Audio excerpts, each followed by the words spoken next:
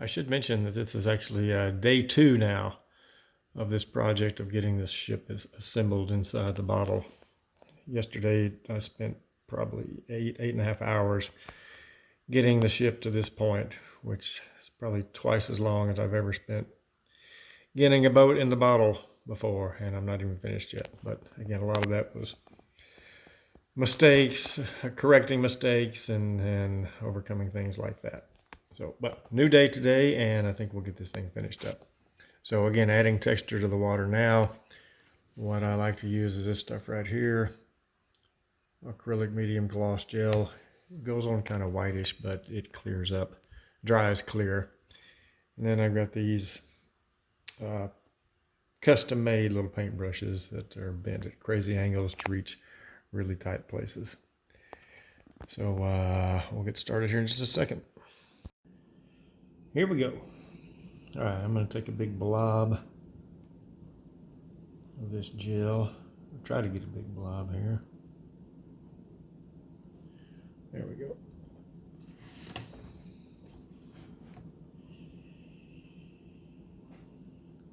Try not to smear any of that on the inside of the bottleneck. So I'll go down here and just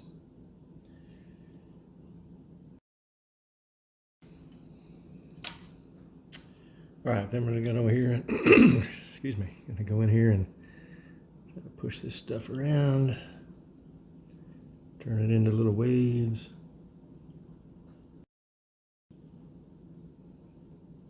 Just try to make it as random as possible.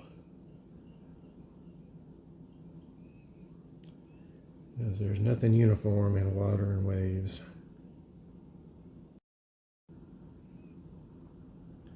And push it up against the oars.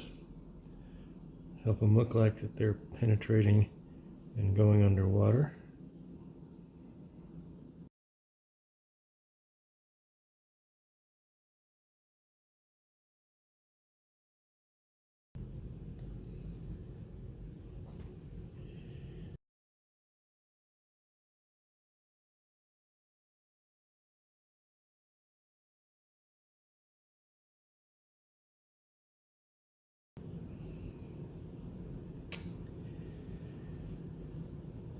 Not bad, not bad. Fast forwarding about 30 minutes, and here's where we are.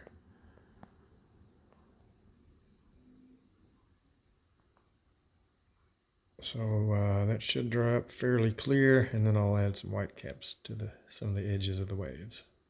Fast forward about 3 or so hours, and here's where we are in the drying process for the gloss gel. Got this little PC fan blowing a small amount of air into the bottle, which helps the drying process. As you can see, a lot of the whiteness of the gel has gone away. Still got a little ways to go. As you can see, the gloss gel has dried pretty clear. So now it's time to add some white caps. So let's see. We're gonna go with this bent brush again.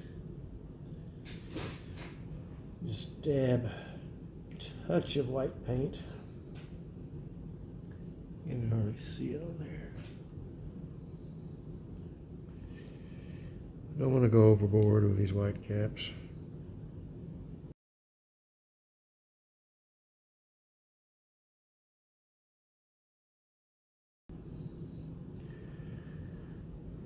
All right, I think you get the gist of it.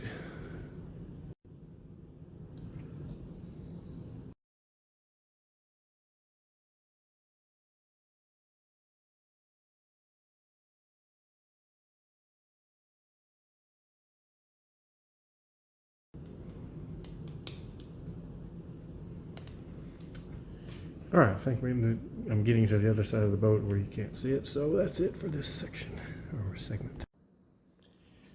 All right, all the white caps are in place. Water's looking pretty good. One last thing to do. So again, the last thing to do is put this little guy on the front.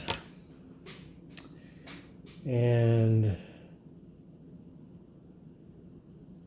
to glue him in place, I'm going to use epoxy instead of CA glue because I want to have some time to push him around, make sure he's in the exact place where I want him to be. This is called 30-minute epoxy, but my experience has shown me that it's really, you got about 20 minutes before it becomes unworkable.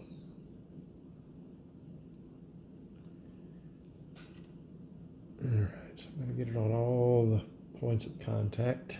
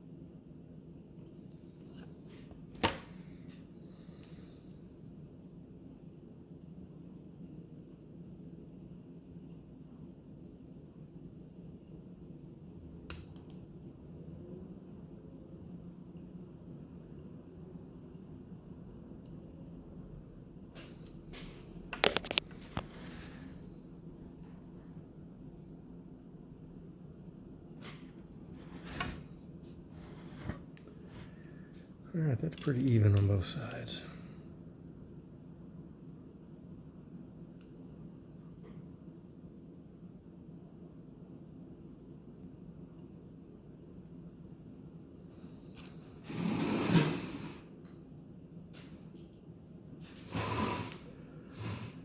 All right, I think it looks pretty good.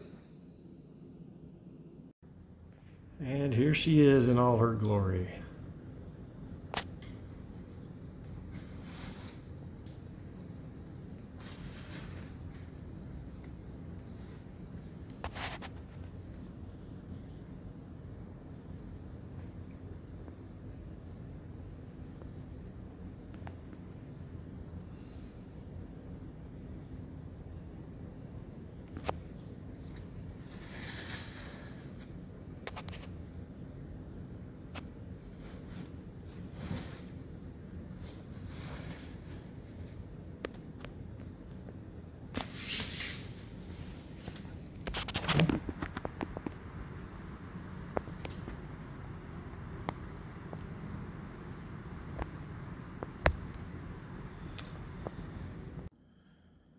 The last bit of painting I did was to take some of this Tamiya clear blue. It's a great product because it's very transparent but still has a bluish tint to it.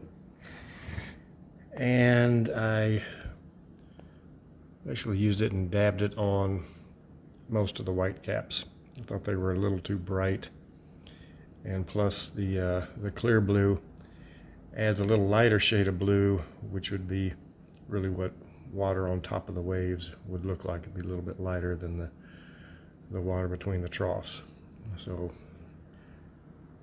kind of hard to tell looking through the camera lens, but the white caps are softened up quite a bit, and now I've got a bit of layering on the blue colors. And that is it. Actually, there is one thing left to do. And that's the best part. We've got to celebrate this achievement. And I can think of no better way to celebrate than having a little tipple of the Bundaberg, courtesy of Pat, aka Banyan. So thank you once again, Pat.